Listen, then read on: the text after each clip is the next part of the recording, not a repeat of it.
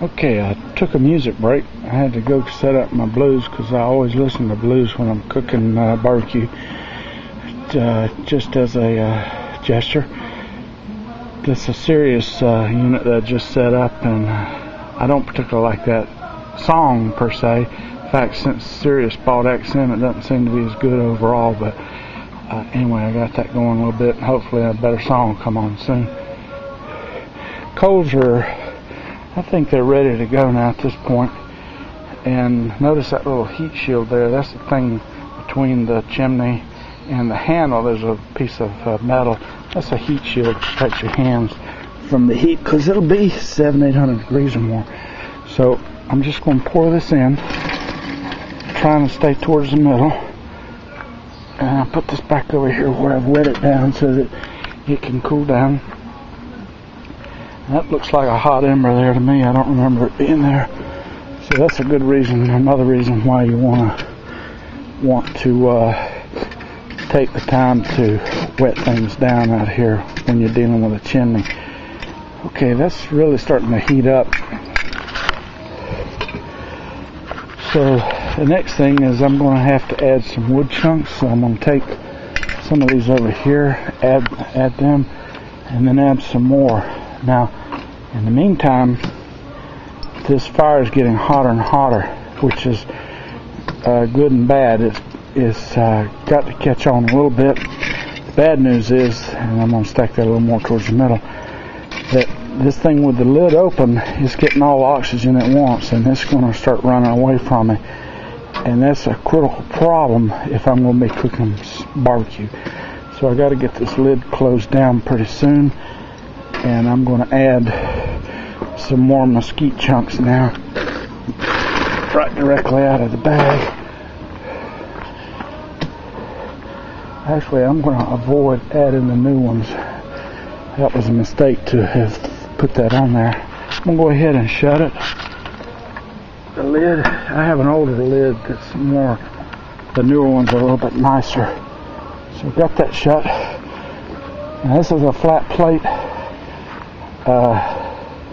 Purpose of it is to close down the grill, the exhaust, and I'm going to close this.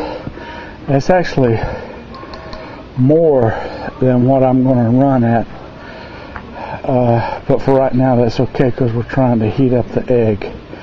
Now I'm going to show you right quick. This is oh,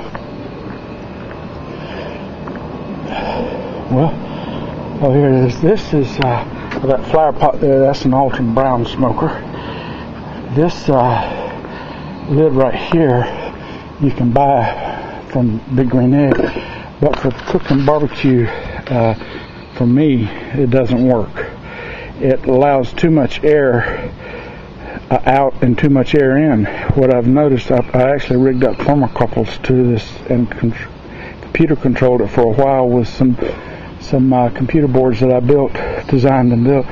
This lets too much air go down. It'll actually, if you completely close off the bottom, air will come out one side and go down the other side, and so you can't keep the temperature under control. Now I tell people to not try to look for a piece of metal, but to just use like a tile that you get at Home Depot that's going to be a decorative tile or a bathroom tile, and sit up there. It's got to be flat because you don't want any more air coming out than where you actually see the opening. And that was the problem with the other one, and so something flat has to be employed. Okay, for right now those are initial settings, and notice that I'm up to 300 degrees already, which is too much. So I'm going to let the fire choke down. Now you have to keep it open some or it'll go out. So the key here is to not get this egg internals too hot, because if you get them too hot, you pay hell getting the temperature of the egg back down again while keeping the fire going. It may take you a couple of hours to get it back down. Now, starting out with a big slab of meat on there, it's okay to have it warm because it takes a long time for the meat to come up to temperature. Meanwhile, the heat soaks in, and the outer section of that meat will be growing some bark. So it's okay to start warm. but you definitely don't want it to get away from you, or you'll end up hot, and that'll render all the fat out of it, and it'll end up dry. Okay, that's end of this segment.